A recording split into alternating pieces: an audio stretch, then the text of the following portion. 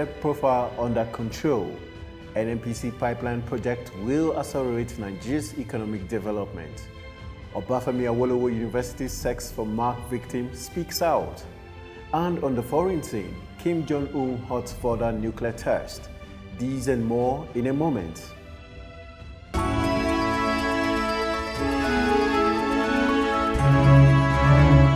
I am Anthony Momodu with the news on the hour on television, Nigerian. Nigeria's Minister of Finance, Kemi Adeosun, has played down the warning by the International Monetary Fund, IMF, that debt levels in African economies were rising, stating that Nigeria's debt levels were still sustainable and under control. Speaking on the sideline of the G20 finance ministers and central bank governors meetings at the ongoing 2018 IMF and World Bank meetings in Washington, D.C., Adeosun said Nigeria had nothing to worry about as the country's debt levels is less than 20% when compared to that of other African countries in focus. Adeosun assured that the government would keep monitoring and analyzing its debt levels at every stage so that they don't fall into the trap that most African states had fallen into, stating that the country had to borrow in order to save the economy. The Nigerian National Petroleum Corporation Chief Operating Officer in charge of gas and power, Engineer Saidu Mohammed, has disclosed that the Ajaokuta-Kaduna-Kano pipeline, otherwise called AKK, was conceived to ensure the nation's energy security and to act as a catalyst to propel industrial development and boost agriculture in the country. Speaking on the impact the project would have on the Nigerian economy when completed, the NNPC chief stated that energy security was central to the nation's economy and industrial development, and the project is part of the federal government's blueprint for development of infrastructure for a rapid economic development in country. The NNPC recently signed a contract with two indigenous firms for the construction of the Ajaokuta, Kaduna and Kano pipelines, and the project is expected to take off soon. Still ahead, OAU Sex for Mark's victim speaks out, while in sports, the race for Arsene Wenger's successor begins. Stay tuned. For almost a decade, the Nigerian army have given their all to ensure that our dear country is not overrun by Boko Haram insurgents.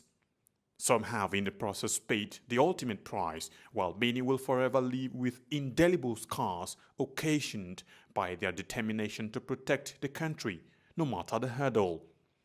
Despite these, they have remained resolute and undaunted, and today, all territories the insurgents once took control of have been recaptured and normalcy restored. And now, for the first time in a long time, the end of Boko Haram is foreseeable. Therefore, the wisest thing for the remaining insurgents to do is to surrender today or face total destruction from the army. Remember, the Nigerian army will stop at nothing to ensure that total peace is restored in all parts of the country. So, be wise and embrace peace today or get ready to be ruthlessly dealt with. This message is brought to you by the Coalition on Conflict Resolution and Human Rights in Nigeria. Thanks for staying tuned.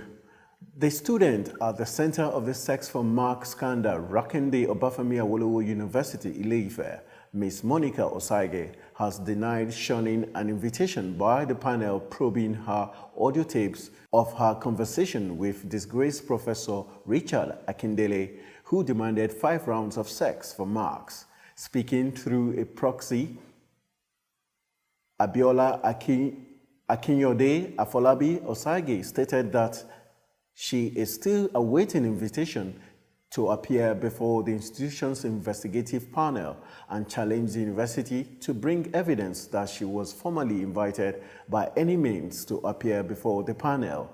Afolabi, who is the founder of the non-profit organization Women Advocates Research and Documentation Center, accused the university of trying to protect its reputation at the expense of the victim, adding that the university should be responsible and responsive in addressing issues of sexual harassment. To some entertainment, a winner is set to emerge from Nigeria's biggest reality TV show, Big Brother Nigeria, as the show ends this Sunday in South Africa.